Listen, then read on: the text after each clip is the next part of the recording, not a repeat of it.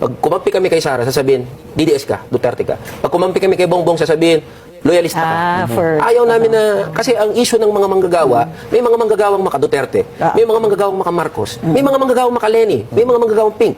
Lahat ng mga manggagawang yun, kasama namin. Okay. Hindi porket ikaw ay maka-Duterte, maka-Bongbong, maka-Pink, maka-Lenny, hindi ka na namin kasama. Okay. So, kailangan maintindihan din ng mga manggagawa yan. Ang interes ng mga manggagawa, lagpas doon sa kulay sa politika. Hindi po ako sasama kay VP Sara, hindi ako sasama sa administrasyon. But wag nilang wag nila akalain na nagiging, kumbaga, papaloob kami sa kung anong gusto nila. So, para lang maintindihan ng mga tao, we stand for labor.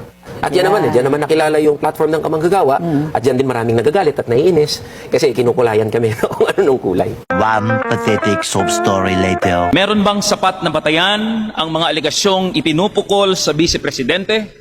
Meron. Pero sa gitna ng mga agam-agam sa kredibilidad ng naging proseso, nananatili pa rin bang accountable ang Vice Presidente bilang mataas na opisyal ng ating bayan?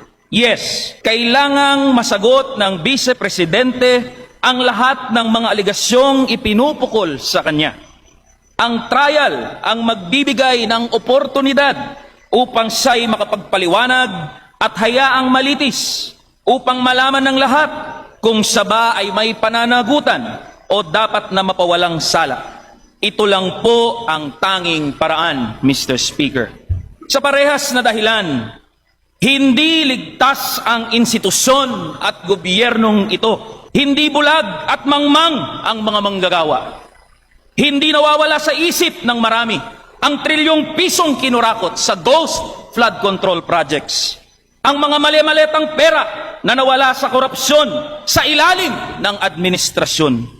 Kaya ang usapin ng accountability ay sumasaklaw rin sa institusyong ito, maging kay Pangulong Bongbong Marcos. Hindi pwedeng magmalinis ang administrasyon.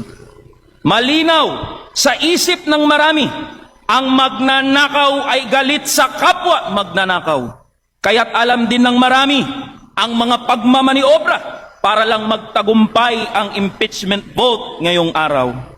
Mr. Speaker, mga kasama, sawa na po ang mga manggagawa at ordinaryong Pilipino sa ganitong bangayan ng mga politiko na ginagamit ang buong makinarya ng gobyerno upang ipatumba ang kanilang mga kalaban sa politika. Lumang tugtugin na po ito, Mr. Speaker, mula sa impeachment complaints kay PBBM at ngayon kay Vice President Sara, ang pag-alis kay Supreme Court Justices Corona at Sereno at ang pagpapakulong sa mga taong tinitignan ng kasalukuyan at mga nagdaang rehimen bilang kalaban. Sa mga manggagawa at ordinaryong Pilipinong nanonood, malinaw ang record ng gobyernong ito.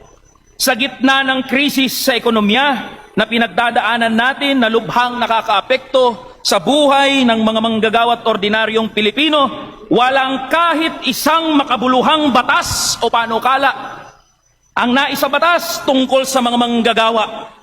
Ang impeachment complaint laban kay PBBM isinalang dito sa plenaryo. Ang impeachment complaint laban kay VP Sara isinalang dito sa plenaryo. Samantala, ang House Bill number 8081, National Minimum Wage Bill, na magbubuwag ng provincial rape, na may suporta na ng 200 mambabatas, ay nakatenga pa rin. Ang taas sahod ay nakatenga pa rin.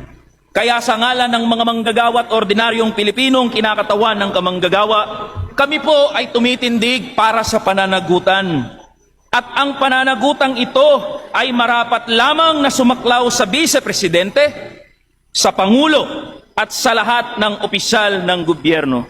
Kakabit ang paninindigang ito, Mr. Speaker, mga kasama. Matapang naming hinahamon ang bulwagang ito. Isa publiko natin ang ating mga salin, pumirma tayong lahat ng bank secrecy waiver at hayaan nating ilagay ang ating mga sarili sa pagsisiyasat ng publiko. Ito po ang hamon ng mga manggagawa at ordinaryong Pilipino sa bulwagang ito. Pangungunahan ng kinatawang ito ang hamon na nabanggit sa bulwagang ito.